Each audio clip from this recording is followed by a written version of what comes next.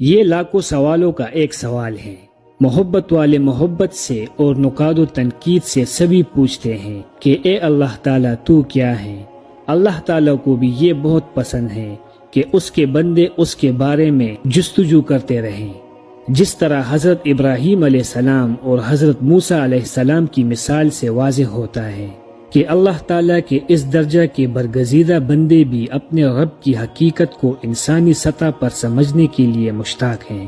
اس وجہ سے اگر ہم سوال کریں اور سوچیں کہ اللہ تعالیٰ تو کیا ہے، تو یہ کوئی بیجا سوال نہیں ہوگا، نہ ہی یہ کوئی گستاخی ہوگی۔ جب ہم کلام الہی میں غور کرتے ہیں تو ہمیں اللہ تعالیٰ یوں کلام کرتے ہوئے نظر آتے ہیں: اے میرے بندے، میں نے اپنی حقیقت کو کائنات میں کھول کر رکھ دیا ہے کوئی دیکھنے والا، ہے کوئی سمجھنے والا، ہے کوئی غور کرنے والا، میں کوئی پہیلی نہیں ہوں، میں تو ہر ذرے سے بولتا ہوں، پانی کا قطرہ قطرہ میری گواہی دیتا ہے، چاند، سورج، ستارے، یہ سب میری ہی نشانیاں ہیں، فضاؤں میں اڑتے ہوئے پرندوں اور سمندروں میں رہنے والی مخلوق میری تسبیح کرتی ہیں، یہ سب میرے وجود کی گواہی دیتے ہیں۔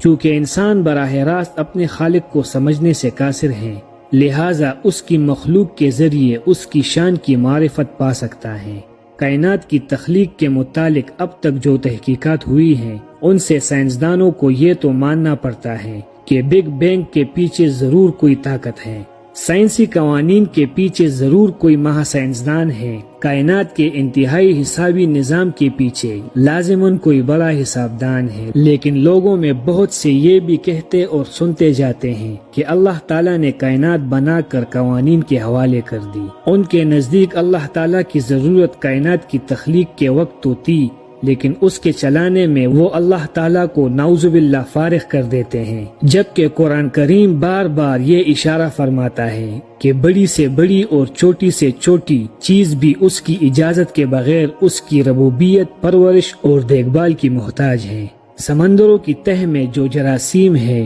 وہ ان کی بھی خبرگیری رکھتا ہے۔ اہم ترین سوال یہ ہے کہ وہ ذات پاک یہ سب کچھ کیسے کرتا ہے، کیسے کنٹرول کرتا ہے اور کہاں رہتا ہے۔ کائنات کے بارے میں یہ حقیقت بھی ظاہر ہوتی ہے کہ یہ اسباب و اثرات کے اصول پر کام کرتی ہیں۔ صوفیہ کرام کی زبان میں یہ جہاں دار الاسباب ہے، اس میں ہر کام کا کوئی نہ کوئی سبب ہونا ضروری ہے، اور پھر ہر ایک سبب کا بھی سبب ہوگا، اور یوں ایک آخری سبب ہے، اسے وہ مسبب الاسباب کہتے ہیں۔ سائنس بھی سبب اور اثر کے قانون کو مانتی ہے، یعنی مسبب الاسباب کے اثرات کبھی بھی ختم نہیں